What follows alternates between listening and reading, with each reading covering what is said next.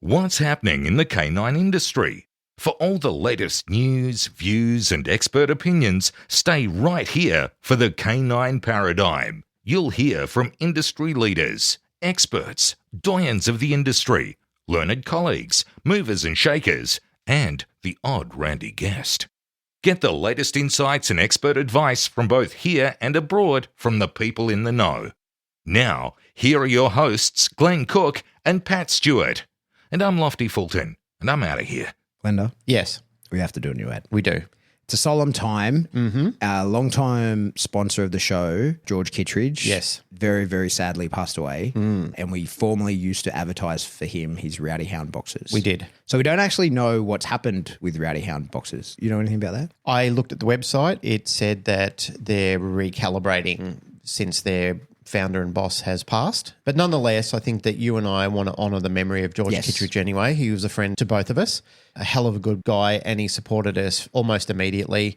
He was on board through and through, and I just don't want any of us to forget George. He was a terrific human being. So we intend to continue to advertise Rowdy Hound, even though we don't know what's going on with them. Yep. In the hopes that they keep going, and that can be a bit of George's legacy that we're able to continue to promote. I hope so. In checking it out, we had a look to see, because we're not real good with the sponsorship. So we had a look to see who's actually paying for sponsorship. And we have a list of people to tell you that we support. And the first is our sugar mama, Barbara de Groot. She's been with us from the start as well. Barbara's been an absolute staple in our... She's a gem. She is a gem. She has a business. She does. From the Heart Dog Training. From the Heart Dog Training. Yep. You can check it out. But she supports us as much and more than anybody ever has. So we appreciate you very much, Barbara. Another person who's supported us from the start. The Einzelwiener. Einzelwiener. The Bullfed. The Bullfed. Yep. It's where I get all my stuff. Yeah. It is, truly. It's where I get all my dog gear. If I need something, Jason's my first point of call. I don't use his shit website. He has a website. It's dog shit. I just message him directly. You guys probably should use his shit website, but I don't. Yeah, because you don't want to message him directly and get his grumpy ire of the day. Yeah, but do it. Get all your dog stuff from Jason. He's got everything you need. He's got all the shit that you need to train a dog for realty. Everybody who comes to seminars and looks at meals and asks me meals questions, ask Jason. Yeah. Jason can point you in the right direction for getting the meal that's best suited for you. I really like his leashes. I'm a big fan of his leash pack. That's why I sort of convinced him to do it. But anyway, get your stuff from Einzelwiener. Yep. Do you know who has a fantastic website and ships internationally? My wife? Your wife, Yeah. Canine Paradigm. I couldn't imagine her not having a good website, how much of a perfectionist she is. Well, the products are amazing. My dog merely being alive is a walking testimonial to that. My dog, who I've retired numerous times and has come out of retirement when I've managed to get his body back to healthy. And a big part of that is related to Canine Paradigm. So check it out, everybody. I could say so many nice and biased things about Canine Paradigm and my wife, but what I will say is ignore me. Just look at testimonials. The testimonials speak for themselves. That's where the field trials are working. What makes Narelle's day, and mine as well, is when people are emailing in and sending messages of, well, primarily people have had no hope in the past because just everything that they were trying wasn't working, and now it is. And that is the testament that something is actually really working. And the other thing which I will add, one of the things that Narelle's told me in the past is dogs are incapable of understanding the placebo effect. Oh, that's a good point. So you can fake it on a human, but you can't fake it on a dog. I never thought about that before. That's actually a really good point. Well, my wife's actually a very smart person. There you go. So she's told me that humans are subject to the placebo effect where dogs are not. So it either works or it doesn't on dogs. There you go. That makes total sense. Yep. There's one other person who puts a fair amount of work into this show. Yeah. It's me. Yeah. Funny about that.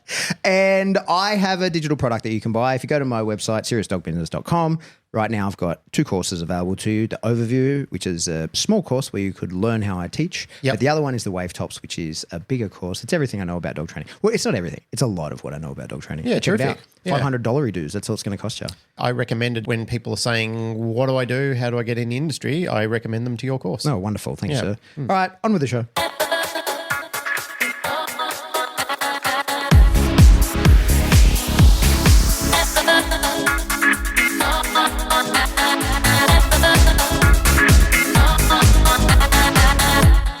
Welcome back to the Canine Paradigm. I'm your host, Pat Stewart. I'm joined in studio today by my co-host, Glenn Cook. Glenn Cook, the snake catcher. I did catch a snake today. Red belly black. A red belly black. So it was one of our locations. Usually with red bellies, they're not a aggressive type of snake. Like you got other type of snake species such as the eastern brown, which can be very aggressive and very venomous at the same time. You shouldn't say poisonous when you're talking about snakes because they're venomous, not poisonous. Oh, really? They have a venom. Okay. So when they bite you, they inject venom into you. So sometimes when people say snakes are poisonous, they're actually venomous. Okay. Because I've made that mistake before and I've been corrected for it. Yeah. Yes, okay. I've been pulled up. We've got snakes like And now the your eastern job brown. as one monkey is to train the other monkeys. Exactly. So you've got snakes like the eastern brown, aggressive and venomous. Mm-hmm. Other ones like tiger snakes, again, they can be aggressive and quite venomous as well. I think out of the most venomous snakes in the world, I believe Australia has 21 of the most venomous snakes. I believe it. Well, we're a country that's just designed to try and kill the inhabitants. So there you go. Yeah, so he was at one of our locations, wasn't really particularly causing a problem, but been seen quite a few times. It obviously upsets the girls. They get very worried about it. They don't want the snake killed. They just want it caught and released elsewhere, which I did today. So the gardeners cornered it. They rang me and said, "Are you at home?" I said, "Yep." And they said, "Can you get round here quickly? We've got a red belly corner." And I said, "Yeah." So I went round there and the gardener had him cornered against the building and he goes, "What are you going to do?" I said, "I've got a hook and a bag." And he goes, "How long is this going to take?" And I said, "If I can convince him to go into the bag, it's like literally going to take 5 minutes." I walked over there, put the bag down and, got the hook and touched him and he literally jumped straight in the bag for me, which doesn't always go that way. I mean, I've been around other times where it can get a little bit dicey. The snake will come for you or it'll try and wriggle away quickly and then you have to use the hook and grab it by the tail and then get someone else to hold the bag and put it in. But today was super simple. He just literally dived straight in the bag. I wrapped the bag up, took him away, found a location. So they say when you release him that you should do it within a local proximity. So I took him more than 2 kilometers away because if you take them less than that, they can generally come back. Yeah, they can come back. So I took him about 3 kilometers away. Same fauna, same area, but no dogs, no people, natural creek running by, frogs, lizards, all the natural habitat of the snake, things that it would hunt.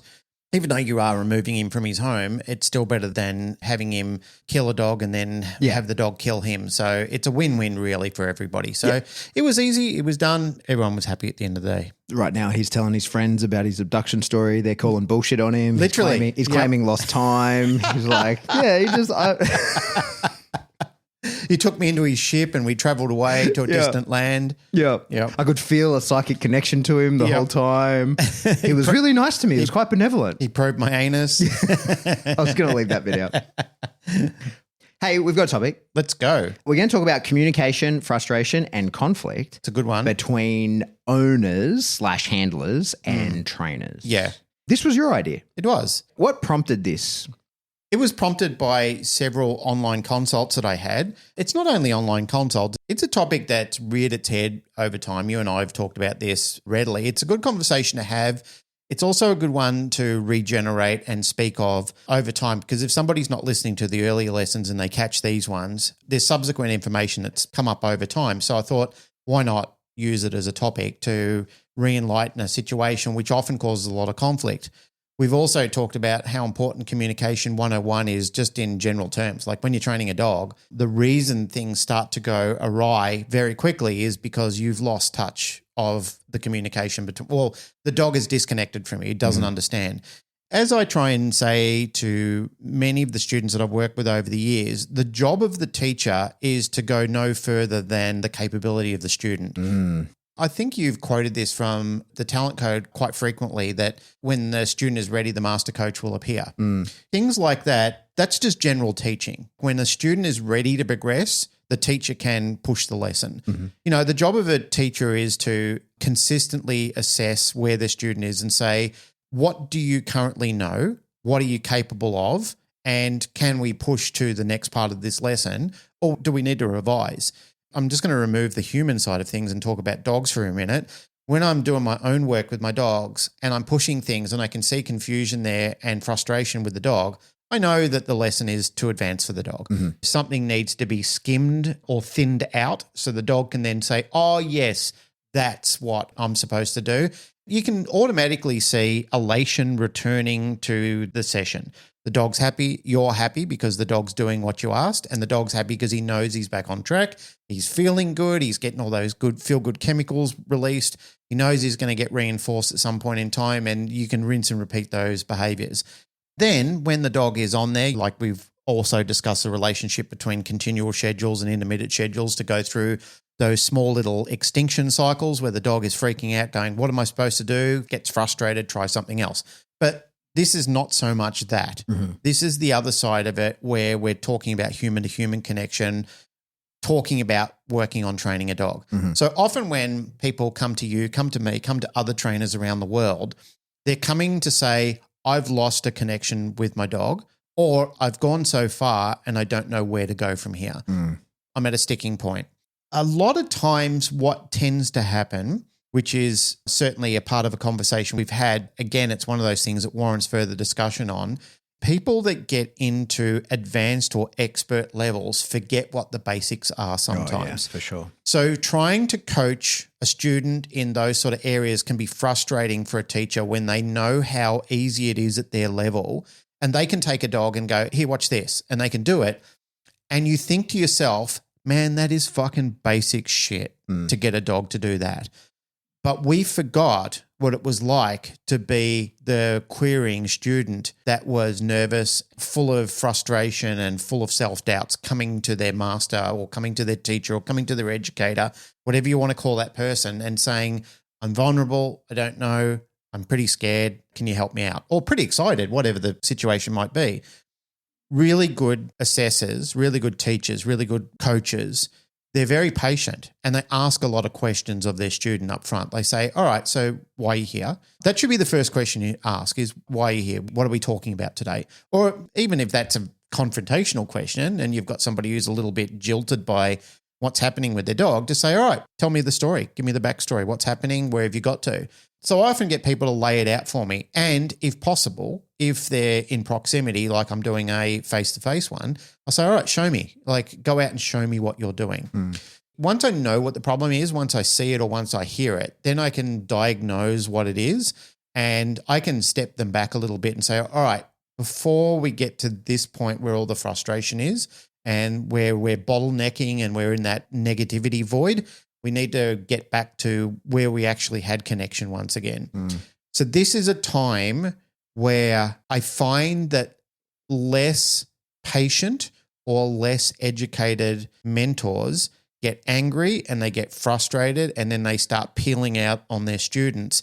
And this is where I find that students come to me. I've had students that have just come to me just to vent about their teachers. Yeah. They haven't come to talk to me about training their dog. They've come to me to talk to me. They've said, I've listened to the podcast with you and Pat. You guys sound really knowledgeable and patient with people.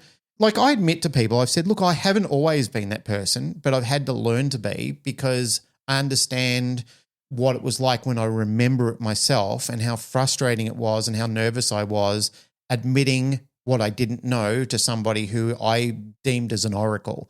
So I said, yeah, I get it. So yeah, people ring me up or they'll book a Zoom and they'll just say, can I just tell you what my coach is doing? Not that they're disrespecting the person or don't like them or don't want to go back to training with them, because they do want to continue. It's just in those sort of situations, we've kind of taken this role as a bit of a industry psychologist where we're just saying, all right, well, tell me what happened.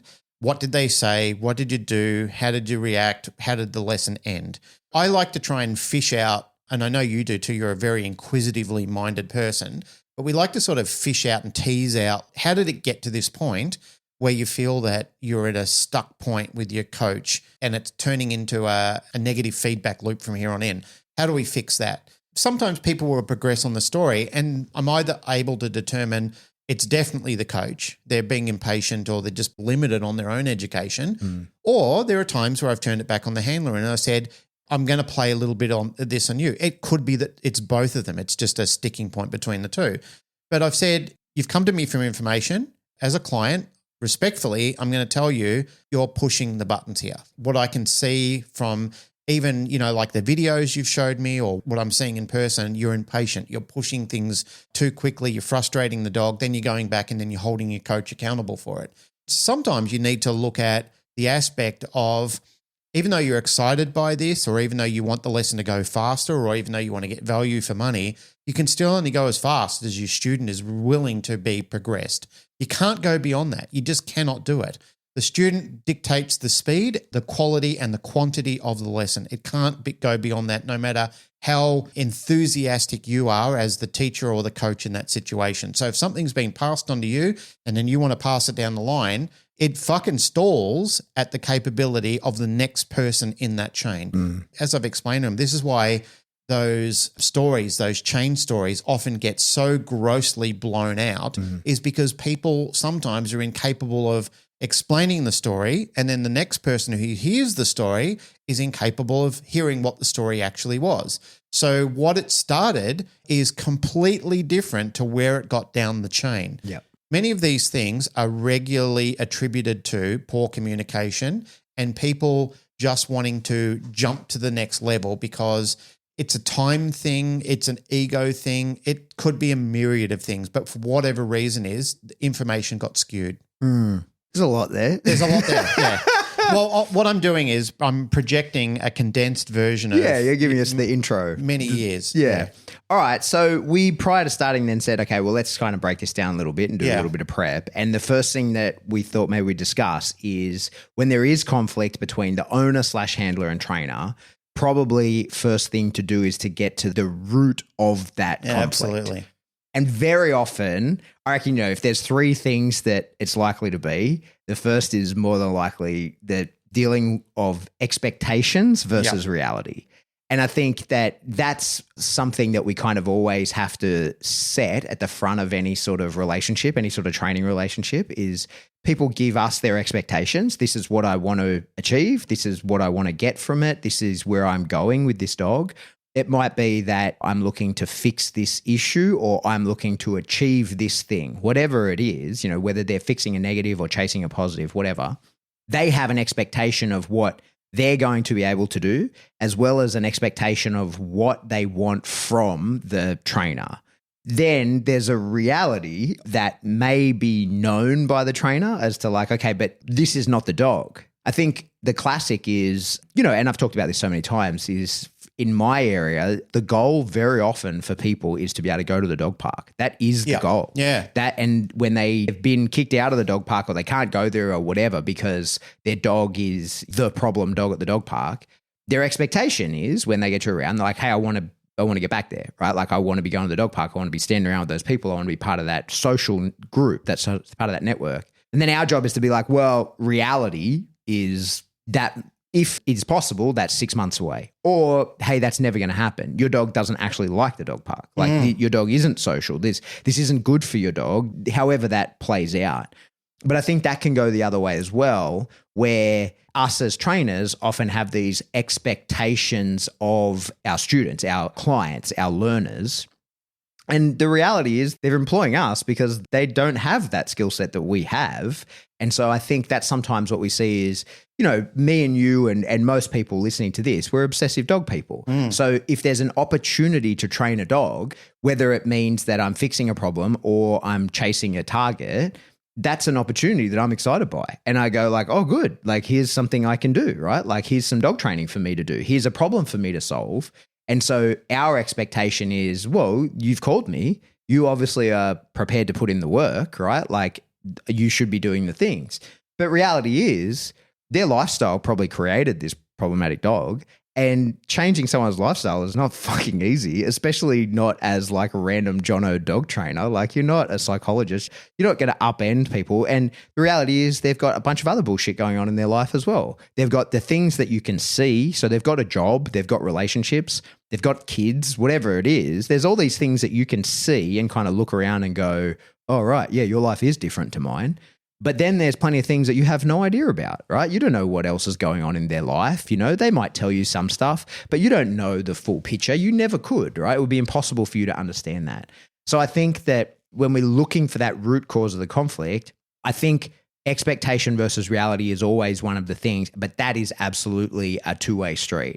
We have a lot expected of us when the reality is we can't always achieve the things that people are wanting to achieve. But then we often expect a lot of our clients or our learners or our students, whatever, And it's not always reality that they can give that time or do those things. And simple stuff, right? Like today I just posted a thing on Instagram of me playing with a dog. I kind of was absentmindedly, the context of it was I'm talking about the way the dog takes a reinforcer. You shouldn't ask the dog to do something that you intend to pay it with a reinforcer if it doesn't want that reinforcer. And so the example I had was the dog's right in front of a decoy. I give it permission to take the tug. It doesn't take the tug. So then I'm like, I have to create a situation. I have to make that tug more exciting. I have to give a penalty, blah, blah, blah. And then I put the dog in front of the decoy, give it the opportunity to take the tug again. And it does, right? And really into it. And to me, when I posted that, I was like, look, here's the process. But then when I look at the comments, people are like, oh my God, that's like, I can't remember. One of them was about my footwork, like, because it's tricky to be able to play with a dog in that tighter space, in that way, and give those penalties while the dog's on the line and you're giving misses and you're moving in that way. And so that was a bit of a wake up call for me about like, I think I'm saying you might struggle with this because you don't have this knowledge that you have. And then in reality, when I looked at it and saw the comments, people were going, I might struggle with that because I can't move the way that you move. I'm not as experienced in playing with a dog in that way. I don't have the footwork like that. And then I remember like you sort of, when someone makes a comment about your footwork, I'm like, oh yeah, I have spent many, many hours just like running ladders and sidestepping. You're at step 7 of your perceived step 1. Yeah. It's not that I did a lot of footwork stuff and worked on my ability to move my body in terms of dog training, but you forget like, oh no, I was a person who used their body for a job. I used to do that a lot. Like, and I've done all of the agility exercises myself. I've done a lot of fucking training to increase my coordination. Like the reality of that is I'm like, oh yeah. And it is unreasonable to then say, why can't you do this? Spend 20 years practicing this shit. You know what I mean? Mate, exactly what you're saying. If you equate this to things that other people may have some skin in the game with, like things like martial arts, for example. When I was younger, I used to do taekwondo, and that was my thing. You know, like it was the first time I went through the ranks of the belt system and everything like that, and I was reasonably good at it until I went to kickboxing, and I thought my taekwondo kicks were going to cut it. I went into like a sparring session with a guy that was reasonably good. My kicks were doing nothing to him. And he hit me with one, and we were padded up. It wasn't like he was out to maim me, but he hit me with one thigh kick and I felt it, like it rattled me through my bones. And I thought, I can't kick like that. I don't know how to do that. And I went back to my coach. He goes, how'd that session go? And I said, yeah, not good. And I said, I thought I was deadly. And he goes, yeah, you can be. And he goes, you just don't have the technique of rotating your foot and throwing. He said it's kind of like swinging an axe properly. He said you can swing an axe and you can really swing an axe. It was actually Boyd. Boyd was my coach back then. Right. He said, let me show you how to do it properly. He showed me how to pivot my foot and bring my leg up and then come down. And mate, it changed everything. Something went off in my brain and I realized just by doing this, I can devastate people with this action. From that day, it changed everything. And it was simply about watching a technique. But if that had never been explained to me, I probably would have dropped the class and finished there. Yeah. Because I thought to myself, I can't do this. Yeah, I don't have that capability. I don't have that capability. But it's just that I hadn't learned it and nobody had explained it to me. And until it was actually step by step shown to me how to do it, it was just a missing step in a very pivotal equation of what I needed to learn. And I find, exactly as you were mentioning before, that when people see that, they go, hang on. You're an entire conversation down the road. I'm still stuck at when you said once upon a time. Yeah. You know, and you're into chapter 3. Yeah. I think in terms of identifying the root of conflict between handler and trainer, expectation versus reality is first probably the best place to start. I think the next thing after that is we often have communication breakdowns, right? Like, and I think that it's a huge part of it. Yeah. Huge. One thing that I think is really important to understand is that just because something is explained does not mean that it is understood. Exactly.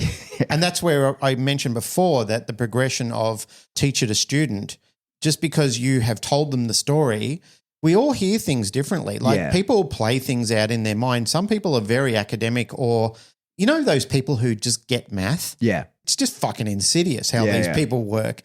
Like, to me, that doesn't make sense. But to some people, they go, oh yeah, you just put this number and it's the square root of this, and you do the sine and tan and cosine of this, and you just throw that in there and they come up with a number. Boom, exactly. Zippity bip. But I think, so that communication breakdown, I think that goes in both directions as well. I think that when we as trainers are in people's homes or we're working with a handler or whatever, they will explain to us what they want. But that doesn't necessarily mean that we understand what they want.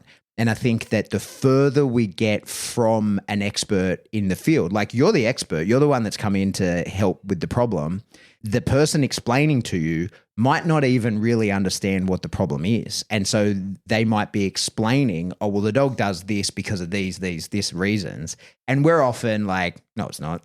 You know what I mean? Like, how many times have you been in someone's home and they'll talk about the dog is dominant because of the way that, you know, like one of the ones that is a classic is that people these days, there's this weird space when we talk about dominance, right? And so while I think that dominance is absolutely real and there's absolutely no way that you can exist in the world, like social structures don't work without dominance hierarchies. It's not how it works. But the role of dominance in dog training has been largely overplayed, and people think that that could be more important. And so how often are you in people's homes and they'll talk about, well, this problem of the dog is because he's not desexed yet. We've got that booking, that'll fix the issue. Or they say things like, we're very careful that we eat before the dog and then we feed the dog after that. They think that that's an important part of it. And you kind of have to, you know, how many times have you sort of been in someone's home and you're like, yeah, that doesn't matter at all. You can eat, the dog can eat, who gives a fuck? It doesn't matter who eats in what order. Well, that's like the belief, the myth that you have to walk in the door before the dog. Yeah, or all that kind of stuff. Or the dog is literally going to lock the doors and take ownership of the house. But so if you're in someone's home and they're a 40-year-old person and they tell you these things, chances are that got put into them when they were a child. Oh, yeah. Right? 40 years ago. Yeah. And if you then in that moment go, oh, no, that's all bullshit. Like, you are putting in that moment, you are essentially saying to them, everything that you know about dogs, the foundation on which you have been come to think that you understand dogs is completely wrong.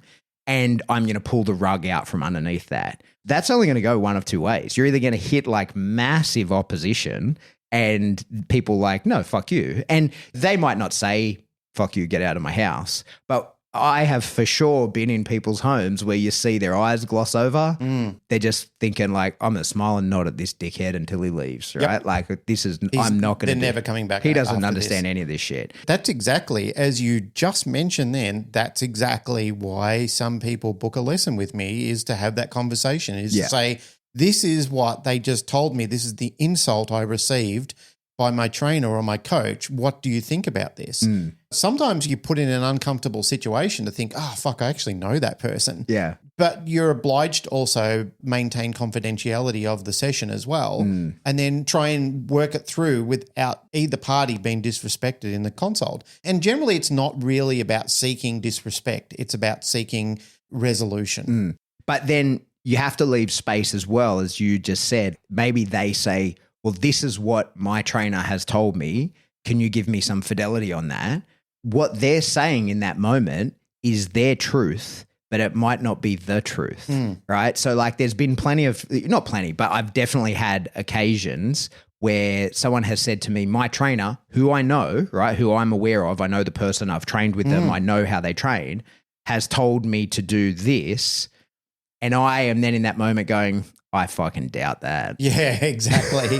Right. I've had those conversations before. Like there have been times where I've actually seen that person and the trainer in a relationship together. Yeah. And I've thought there's no way that was conveyed over unless something anomalous happened that changed history. Yeah. And I won't say any names, but I had that once with a person who I don't communicate with them publicly. They're a direct competitor of mine. They do something similar to me. All intents and purposes, a person who was like a trainer hopper would think Pat will enjoy me sort of shitting on this other person and saying that. And in reality, I'm like, actually, I have a lot of respect for that person. I've trained with them. We're not buddies, but we're colleagues that I respect very much. So for starters, I'm definitely not going to buy into shit-mouthing that person with you, but also I don't believe you that they said that. This isn't a close friend of mine. This isn't someone that I have a lot of deep, intimate knowledge of, but I observe their work and I respect it. And if that's how they truly felt about things, they wouldn't be getting the results that they are. Yep. So then you're in that position of being like, okay, but are we sure that's what they said, right? Like, can we break this down? Is it possible that you misunderstood? And usually then in those sort of circumstances, I just kind of go, well, like maybe they saw something I didn't. Maybe there's a misunderstanding between you and them. Like there could be a lot of factors that I don't have my hands on. I can't see that kind of thing. But I think communication breakdown, just because we explain something or just because someone explains something to us does not mean that they understand it or that we understand it. And I think very often people can think they understand. And I've had this situation unfold plenty of times where you're having a conversation with someone and it's just not the truth. Like you're having parallel conversations that kind of fit together, but you're not talking about the same thing. You've got a gross misunderstanding about what's going on. Yeah, exactly. And that can be a huge source of conflict when you make an agreement that neither of you actually understand that the other one is agreeing to the same thing. Like you go, we're going to go and do the thing. And what you both think is the thing is a very different thing. And so then when you take step one in the direction that you anticipated that they wanted to go in, and that's actually a step in the opposite direction of what they thought was going to happen, boom, there's your source of conflict right there. That's a profound insight. And I'm going to step back into something else that you talked about before, because this has come up in conversation. I have had consults with people where the personal relationship between me and their coach is not a good personal relationship. Yet I still will acknowledge the skill set of that person. Like skill is skill no matter how I feel about a person. Yeah. I can vehemently hate someone, and yet if I believe that they are a skilled person and somebody says, is this person a good dog trainer? Are they skilled? Will they help me? And I said, absolutely yes. And then they said, what do you think about them? Well, I said, well, that's a different question. Probably not one I'm prepared to go into. But as far as you going to them, getting your dog trained, the outcome, the product that will be produced at the end of that, I think you'll be very happy with them because I know that they are actually a good trainer in itself. If there's personal conflict, I try and avoid that coming up in conversation if it's about the technicality of what a handler and a dog is capable, what the outcome might be. Like I said, that's a whole different conversation, and that's what I try and steer it back to is this is not really about the person unless they are having a personal conflict with them. So there have been times where people have said to me, hey, I've gone to this person. I like the way they train dogs. I don't like the way I'm treated by X. And I've said, yeah, I agree with you. In those sort of situations, I find them to be an unsavory person in the way that they speak and the way that they behave and just some of the things they do. So personally, yeah, I agree with you on that. As far as the dog training goes, they're amazing with dogs. Or it might be they're the kindest person you could ever meet, but they're a terrible trainer. That can exist, or every other sort of possible outcome that you can think of. So in those sort of situations, I really want to make sure that, like we're talking about communication, is this person really the best suited person for you? Do they communicate well? Do you understand what they're going to do? Like if you look back at the means average of what's produced, have you been happy with the journey so far? Is this one sticking point, or is every time you go there, is there conflict in what you're doing? And if there's conflict in what you're doing, it's time to pack up. Yeah. That person is not a good coach. Like they may have been good for something, or they may have. Generally, what it comes down to is convenience. It's more about convenience. Is they're the local area dog trainer. And I've said, all right, well, if you have to travel, how far do you have to go? And some people have said, I might have to travel an hour to go to some other person. I said, well, what are they producing? And they said, well, from all reports that are coming out, everybody that goes to them, fantastic.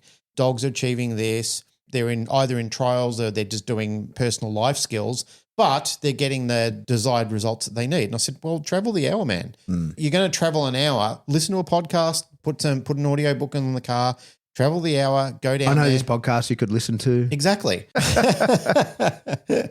Mate, it's the same for me. Like when I first started training guitar and I was going and spending time with a guy, brilliant guitarist, I just found that he was very impatient and he was always like, just do this. That ticks our next box. So let me just talk about that before you go into Sure. it. Is that I think that our third point here under the root cause of conflicts is frustration on both sides. We've written down that owners get frustrated when results are slow. Trainers get frustrated when owners don't follow through. Yes, exactly. And that leads to your guitar story. Leads into my guitar story. So my guitar coach, my original one, brilliant guitarist. And he is a good teacher, but he's just too advanced for me. And that's what I found of him. And I would go back to him when I'm a better student. He's really good, but I wasn't good enough for him. And it wasn't me blaming him. I just didn't feel that I was good enough for where he's used to coaching at. That's a blemish on him that he takes newer students and can't communicate and does get frustrated.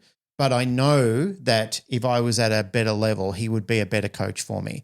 So I went and met a guy he was a younger guy. He's in a band. He's a good guitarist. He's actually a drummer, but he plays guitar as well. And because he was at that level, him and I, there wasn't the intensity to, you have to do this, and by this end of next lesson, you have to be this far, because the other guy was pushing me to be a professional musician. Whereas Jake, the guy that I was training with, Jake was pushing me to my level. He asked me the question, which is the question that should be asked. What are you doing this for? Do you want to play in a band, or are you just doing it for shits and giggles? And I said, it's mainly a shits and giggles thing. And I said, if I get good enough, you never know, I might do some fun gigs and stuff. And I said, but nobody wants to come and listen to 50, 60-year-old guys jamming out on stage. That's not what people go and listen to rock gods for. And that's not what I want to become. My fingers aren't that fast. I can't move like that. I'm not trying to kid myself. This was a COVID project. It turned into a love. I'm enthusiastic about it, but I want to progress it. I enjoy it. It's meditation for me. There's a lot of pro qualities to this, but as long as it doesn't get too serious and too technical and become something that it was before. Because when it was before, I came home with some learned helplessness. You know, like I was very despondent about what was happening, and it made me think maybe I'm just too fucking shit at this.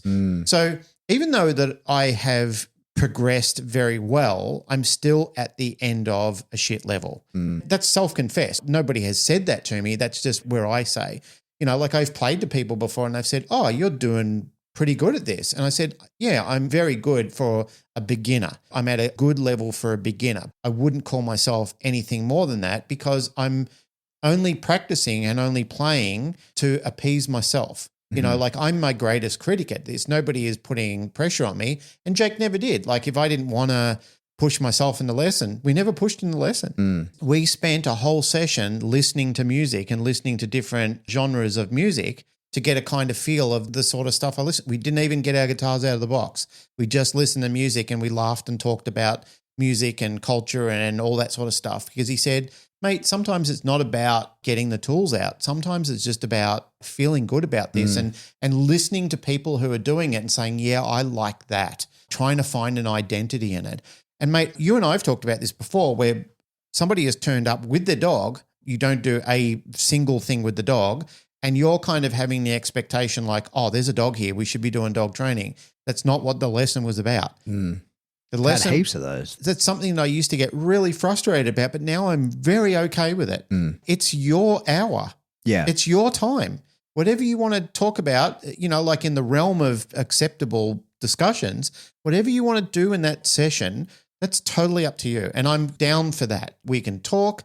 There have been people that have just come down to have a sook to me about something. They've just come down to tell me what a pain in the ass their partner or their children are for disrupting things with their dog. And it never actually turned to anything pragmatic at all. And I'm super okay with that. I never used to be. Because when I first started in dog training, I was very intense.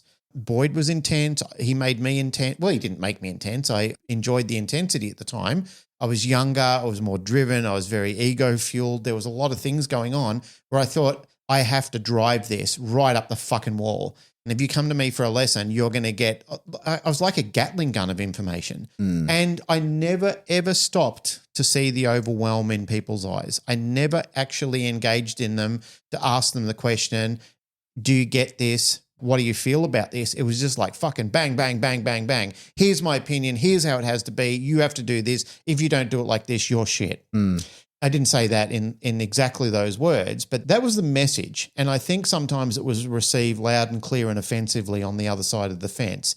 So no wonder you don't see a repeat from those clients. They're never to be seen again, because they go there and they think, I'm a terrible dog owner. I'm a shit human being.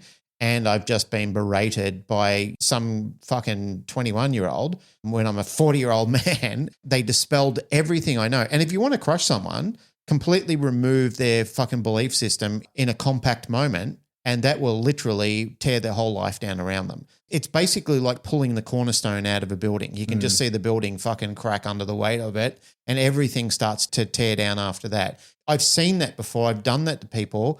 There's some of their regrets. I talked about last week about my regret with Dutch.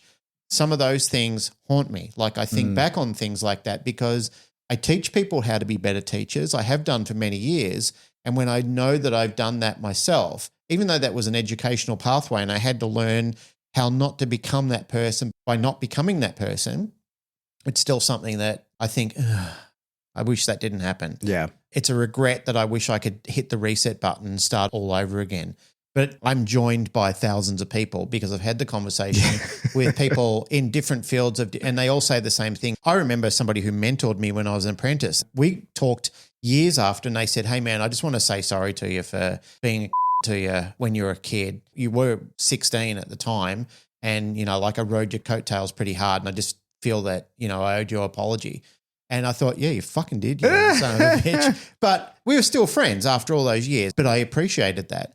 And there have been people that I've done likewise when I know that when I really believe that I've wronged somebody who's a good person, like school people and stuff like that, I've rang them, I've hunted them down and found them and just said, hey, I owe you an apology for the poor way that I conducted myself around you or the bad way that I instructed you or whatever it might have been. If they're a worthy, good person and I knew that of them, I really felt like it wasn't for them so much, it was for me. But I also felt for them that I needed them to know that I was aware of that.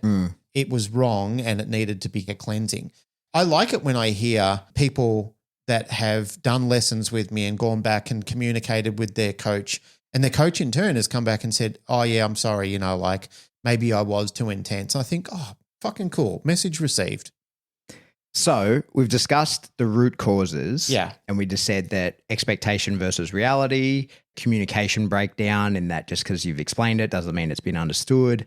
And then frustration on both sides, right? Yeah. They're the root causes. If we go one step higher, then we can start to talk about like the specific triggers of conflict. And I reckon one of the first and most specific triggers that we get right away is the trainer versus the owner handler talking about who knows best for that dog. Yeah. Right? Yes. Because my dog is different. My dog is special. You don't understand my dog. Yep. Now, I've been on both sides of this. I've been the trainer explaining like, well, you got to do these things. And the other person going like, no, that doesn't work on my dog. And I'm like, your dog is an alive mammal. It'll work. This is behavioral science. Like this is how it's going to work. You just haven't done it. You're too close to this. I work with a lot of trainers, so like a lot of times trainers who are really good at training other people's dogs end up really sucking because their dog is special and unique and these things won't work on their dog. And fucking how many of them have you met? Like people who are actually really good at dealing with aggression and reactivity and stuff like that, but their own dog is a disaster because it's special and unique and none of the systems will work on that dog. I know a myriad of those people. Yeah. Recapping on the lesson plan and talking about the whole rundown of the show, especially in expectations versus realities and so forth. Is that what you said? Expectations? Yeah. You know Gaudier, the guy that sang the song Somebody I Used to Know with Kimbra? Here's a good example of that. I think he's an Australian guy. Yeah, Kimbra is a girl from New Zealand. They got together and did the song and it ended up being a monstrous, huge hit all over the world. And a music enthusiast got together with Gaudier and he was talking about the song and he said, mate, you must be so proud of that song. What an amazing accomplishment. He goes, yeah, actually it ruined my life. And he goes, what? Yeah, ruined my life. He goes, I kind of only really wanted to be an indie player, like have a small fan base of people and just play in pubs. And he goes, now I can't go anywhere without people singing the song to me, wanting to talk to me about that song. He goes, and it's just like, I just want to get past it. But we all kind of perceived it as, mate, you're fucking killing it. You made it. You made it. You did it. Yeah. But for him, it wasn't what he wanted. And mate, there's a myriad of people who have reached levels of success that you and I would think, oh my God, all the money, all the accolades, the fame. But for some of those people, even Paul Hogan said this in an interview, they said, what would you rather want, Hogs? Would you rather the money or the fame? He goes, easy, the money. The fame is shit. Yeah. It ruins your life. He goes, people don't realize the invasiveness of those sort of things. So even though there's a dog training thing, it still addresses the difference between the potential of something and the realities that focus around this, because sometimes you'll look at a situation and you'll misdiagnose and mismanage it because you have a perception of it, but the other person's realities are very different than what you're seeing. Yeah, totally. And so, this one, it's why I wanted to bring it up, because I've been on both sides of this, that my dog's special, you don't understand, my dog's different. Yep. Because I've been told that plenty of times. I'm like, no, it's not. Watch this, right? I've never said it. Well, I probably have said it, but not knowingly. But I had a dog once that I was accused of flattening out, and the dog was flat. And I was like, with maybe the greatest dog trainer on the planet says to you, oh, yeah, you've put too much pressure on this dog and you flatten the dog out.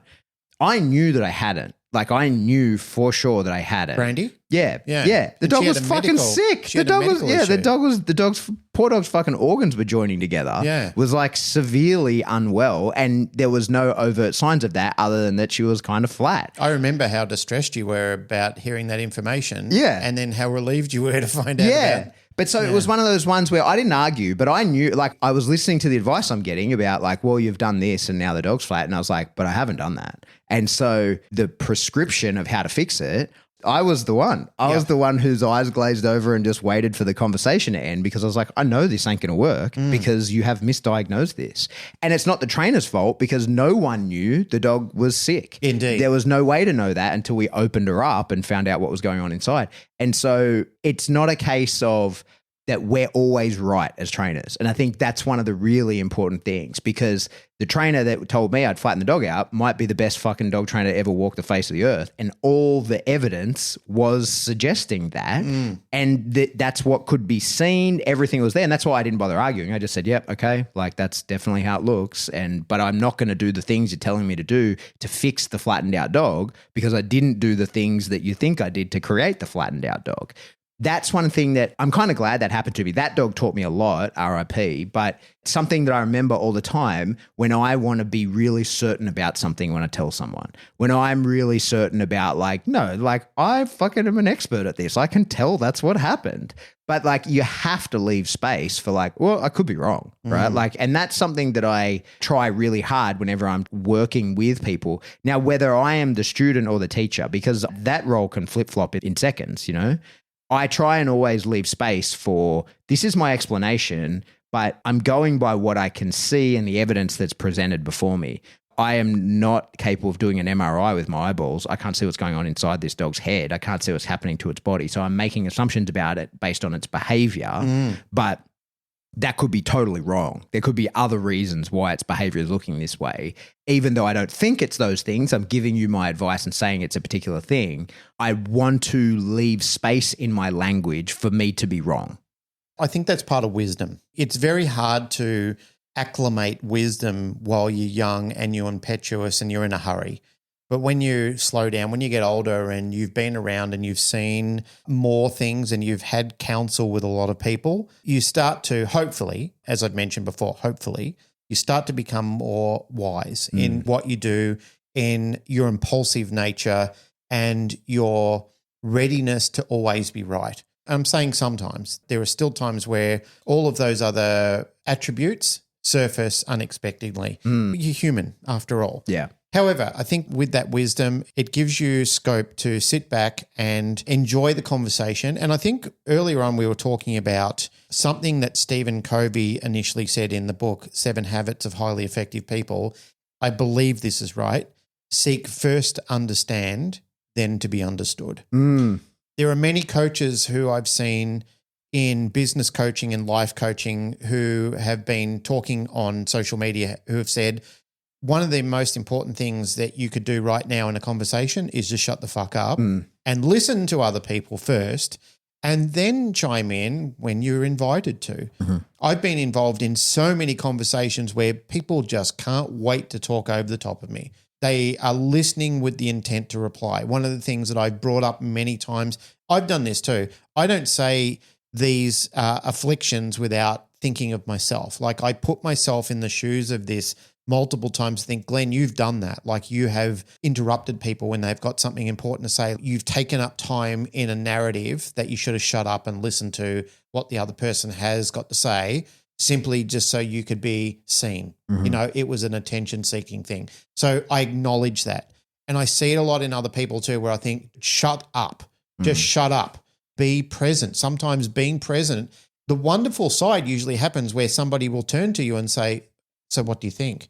Where they actually give you an invitation. But during that time, you can start making some mental notes on what's going on, or even physical notes. You can write things down.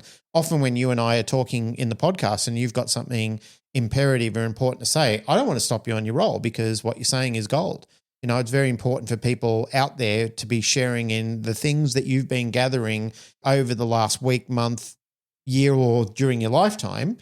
So I write things down when you're talking. So at a later stage, I can come back and say, oh, I did want to talk about this, but not while you were talking. Yeah. That is a skill set in itself for exceptional teachers, to sit there and listen to their student. And mate, you might find that you're listening for 50 minutes of an hour lesson and you've only got 10 minutes to talk in, but that's why they came to you. Yeah, that's right. They wanted to talk for 50 minutes. They wanted it. I remember a session I went to. I actually went to a psychology session once. I went in there with my arms crossed and I sat on the couch and I was fucking fuming. The lady that I was seeing at the time, she said, are we talking about anything? And I said, no. And she goes, do you don't want to talk about anything? I said, no. She goes, all right, well, let's just enjoy the view. So I got up at the end of it. I said, thanks for that. I got up and walked out and went in. Next week, I had so much to tell her. Just didn't want to talk in that lesson.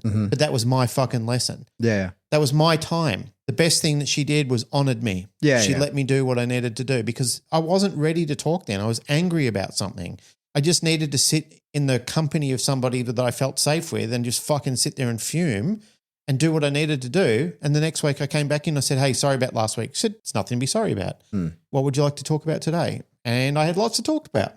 There is times still where I do a session with people and sometimes you get it wrong. Yeah. But the important part is to regularly confirm with your student or client, do we understand each other? Is this what we want to talk about? Yeah. And this is what I do lesson breaks in, because I'll talk for a period of time. I'm a good talker, as you know. I could talk under a meter of wet concrete. So you and I both, my friend. Yeah, well, that's what we're doing. That's why we've lasted for over 300 lessons of a podcast. You'll never fucking shut us up. We'll never stop. But it's important that we confirm with our client or the person in the conversation, like, are you part of this journey with me, or have I lost you?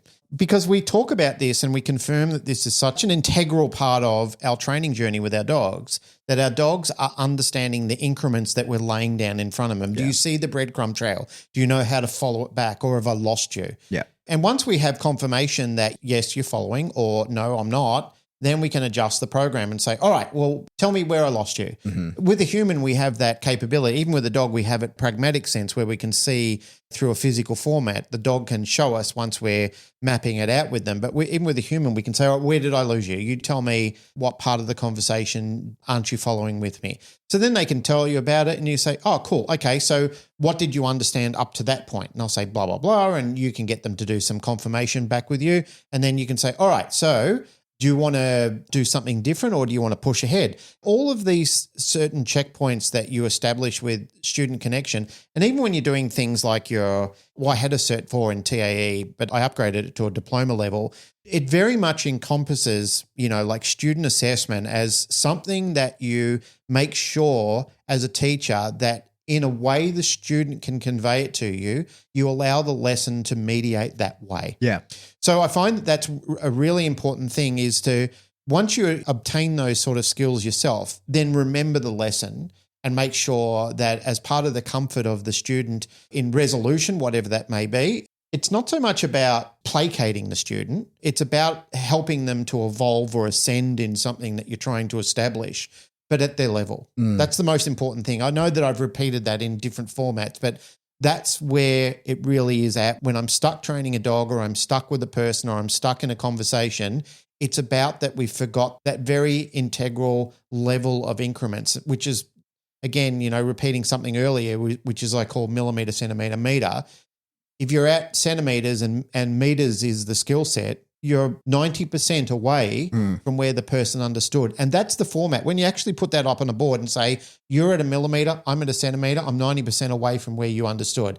People can visibly see it then and go, fuck yeah, that makes sense. Like I was way off track, like not just a little bit, a lot. We even talk about it when we're marking behavior. Like if you're further than 3 to 4 seconds out, you're in territory where you're having disassociation with the actual behavior of what you're trying to mark with the dog. So how the fuck can people understand if you're 90% away from somewhere you need to be 10 to 20% in? So there's one more here that, well, there's a couple more. There's a couple more that we need to talk about. Yeah, cool. And I want to keep this one short because there's probably a whole episode in it. So let's keep it to just a few sentences. Okay. One of the biggest triggers for conflict between owners/handlers and trainers is disagreement over methods. Oh, yeah. So that could be owners that are resisting balanced training, or even within balanced training, it could be the specific type. The fix to that, and this is what I decided I was going to do for myself very early on in the day, and it's what I try and encourage as many other people to do, is like have a fucking broad skill set and learn as many ways to do things as you possibly can, because you will always have that. Like it doesn't matter. From the macro, we could say like, yeah, you might want to use a prong collar and the person be like, no, I am only prepared to do this without any tools or anything like that. Like I want to go force free. Like that's the macro.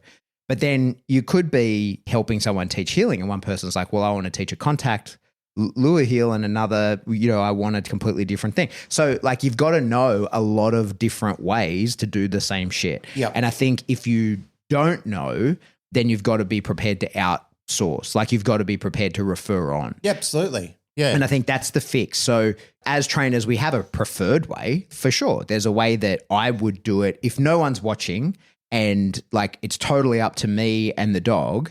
There's a way that I like to do things.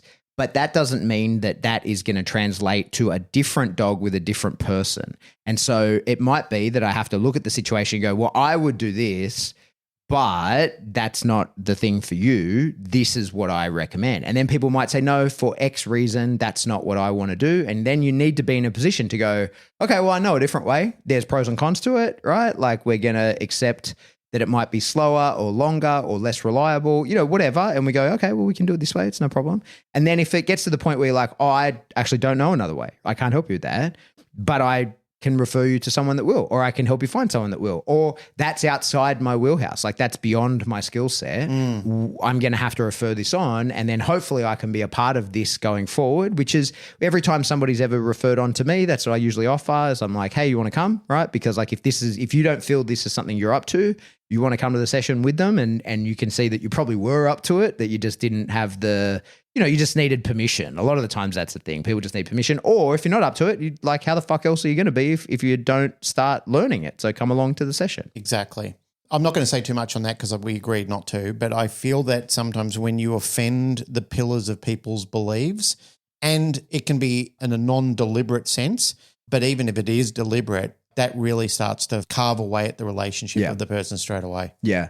So then the last one that we've got here under triggers for conflict is emotional reactions instead of solutions. And we're all guilty of that. Like everybody is guilty of that. Everybody has at some point in their life have felt their blood boil and been a witness to themselves just fucking spewing venom. And I've done that. I've spoken about it on the show. Like I've had the out of body experience, like watching myself say things where you're like, oh my God, I can't believe I'm fucking saying this whilst I'm still saying it. Yeah. And that comes at us as well, because when we're in people's homes or when we're dealing with, the handlers of dogs, it can be a super emotional thing. People get really emotional because the dog might be fucking destroying their life. It could be destroying their relationships. That, we've all seen that. How many times have you been into people's homes? Like one of the first ever in-homes I did, I think I was technically still in the army at the time, like paid in-home session.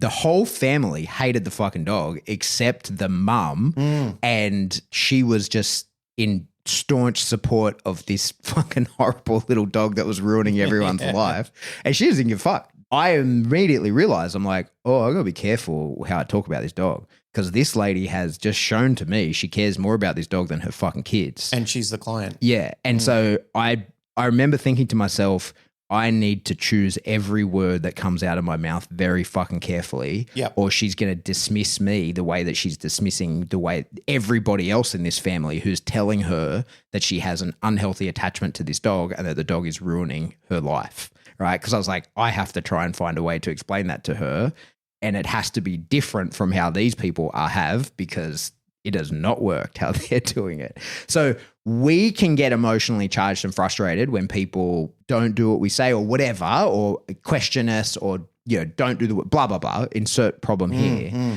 But our clients, our handlers, the owners of the dogs can feel exactly the same. What I always try and remember, and I fail fucking often at this, is that the only thing you are actually in control of is yourself. Like, that's it. And I think that when somebody else triggers an emotion in you, if you let that emotion drive your response to that person, you are handing over total control of yourself to that person. Exactly. And that's unavoidable at times. It happens. I've been guilty of that many fucking times. You're only human. Yeah. But I don't want that. And that's what I usually try and realize is like, okay, when you feel those like big feelings coming up, you can feel your blood start to boil, or like you're on the phone to someone and you find yourself completely adrenalized. That feeling where you're like, what the fuck? I have to do something physical. This is a conversation. Why do I feel like this? That to me usually is like, all right, motherfucker. I get inside my own head and I say, you be very careful of every word that comes out of your mouth. My mental check now, if I can mentally picture me snapping their neck, I just keep distance from them. Yeah, fair enough. That's a good indicator that if we're keeping distance from each other, it's because those fucking images are running through my head. So I just think that's it. We're better worlds apart. So we talked about root causes of conflict. We talked about some of the common triggers of conflict. Now, because we're running out of time, let's wind it up and say, how do we actually improve and reduce conflict? And I think that we can put that into 3 categories. For us as the trainers, we need to set expectations. We need to simplify our explanations. We need to check that our explanation has actually been understood. Absolutely. With probing questions. And then we have to gently hold the owner/handler accountable. And that can look a very different thing depending on the person. Sometimes when we have people that are sort of a reluctant client, we have to be like, hey, how's it going with Fluffy? Right? And then with others, I'm like, send me the fucking video of you doing the work, right? Like, you've told me you want to achieve something. We've set a goal together. Send me the video of you doing the work. So like, there is no right or wrong. It's very individual for how it's been set up with the person. But that's our goal. We have to set expectations, simplify our explanations, check that our explanations are actually understood, and then hold the people accountable in a way that's appropriate for them. I've got an addition. Hit me with it. Don't take it personal. Yeah, for sure. Totally. I feel that the easiest thing to ease the burden for you and for them is if they're... Well, hang on, because you're 2 steps ahead. Okay. You're getting to my de-escalation topic. Okay. So then that's for us as a trainer, right? For owners, now we don't control the owners or the handlers. We don't do that. But we can sort of set expectations. This is what we can, at the start of our interaction with them, sort of lay out, hey, this is what I want from you. I need you to be honest with me. That's one of the main things that I try and always say to people, like, hey, no judgment, man. If I know what's really going on, I can help you fix the problem. Exactly. If I find out that there's information that you're holding from me, like the dog has bit someone, or the way that the dog really does interact with the secret things that you do that you don't think affects the dog, but you secretly know that it does. Like, I need to know that shit. I found that out in court before when I've gone to court for a dangerous dog declaration. They hired me as an expert witness, a subject matter expert and a barrister.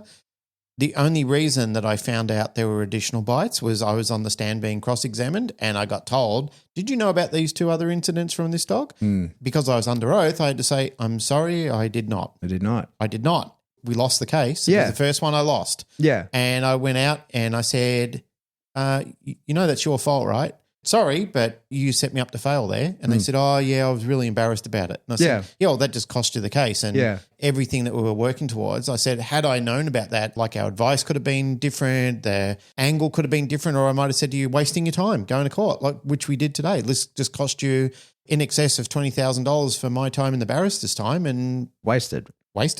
So we're going to ask people to be honest with us, but we have to be the kind of person that they feel like they can be honest to. Yeah, that's a really good point. That's our responsibility there. So we ask them to be honest.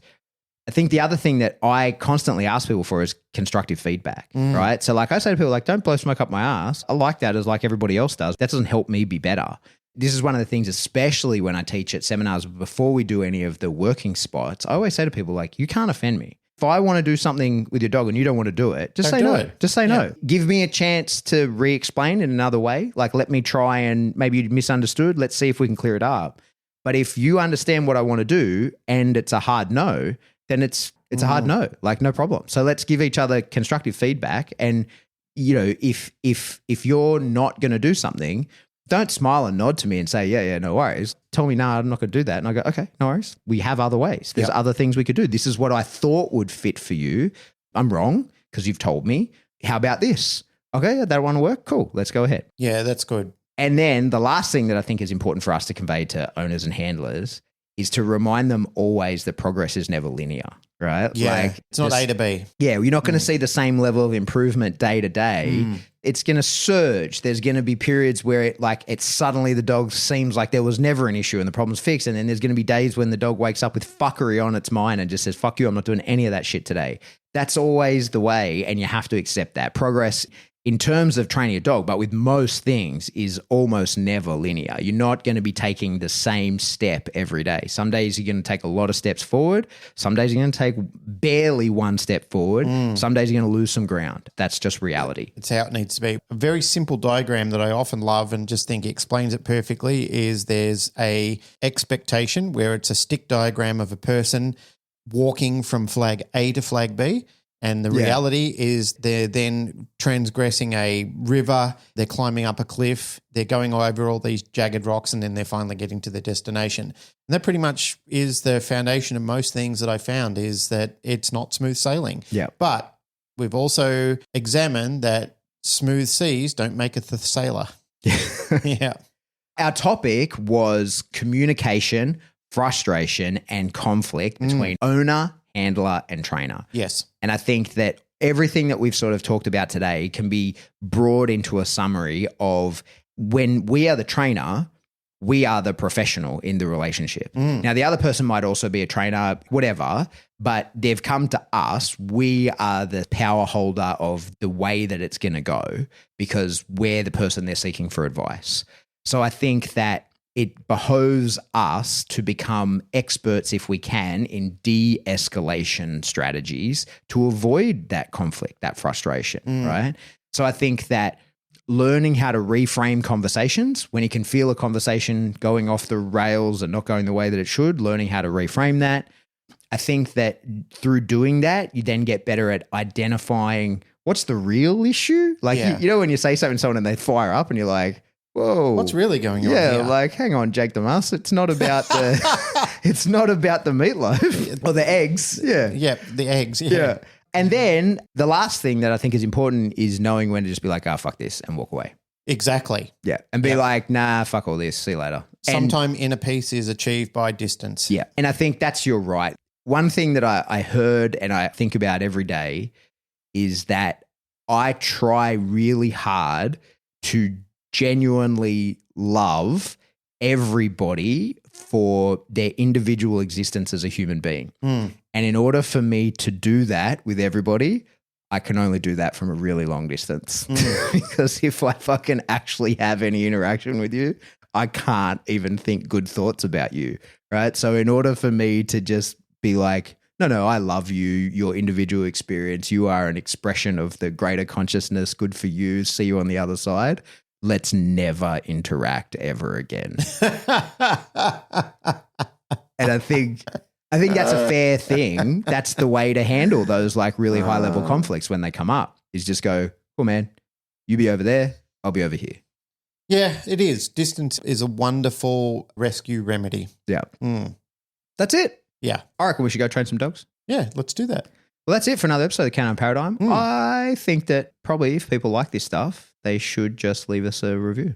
Do that. That's a great idea. They should like this somehow. I don't know how you'd do that. Go on to Spotify and Like it. Yeah, give us a tick. Yeah, just give us a review. Just Give us the review that we deserve. That's the truth. Yeah. Give us the review we deserve. Yeah. Just go 2 dickheads waffling in a microphone. Some people have written that before. 5 stars. I was reading one a while ago where somebody said words to that effect. These are my 2 favorite dickheads talking in the microphones. That's the best review. I literally lolled. Yeah.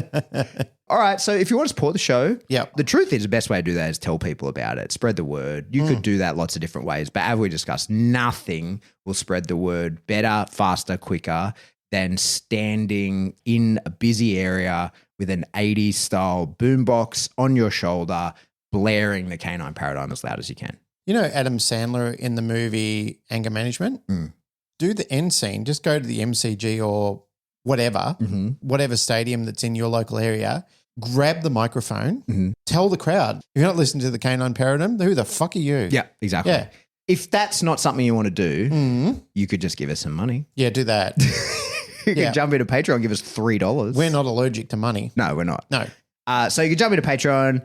$3 a month gets you this giant backlog of information as well as new stuff going forward. There is so much in there now. It's a ridiculous amount of information there. And you just recently did a live. Yeah. Well, so I do a live every month. And you've been putting test material in for your own courses and for the new box video. Yeah. And whenever there's a new product to go, it goes into Patreon at a very significant discount. Like, for example, my Wave Tops course, which was $500, is $300 on Patreon. So, oh, wow. Yeah. What a discount. Yeah, it's a fucking massive discount. Yeah, and they get to watch it, learn from it, and also give you feedback. But all those prices are going up very soon. So if you're interested in that, jump into that. Get but in there, anyway, get in there. Patreon, there's heaps of cool stuff in there, new stuff going forward. I've always got goals and aspirations of more stuff to put in there.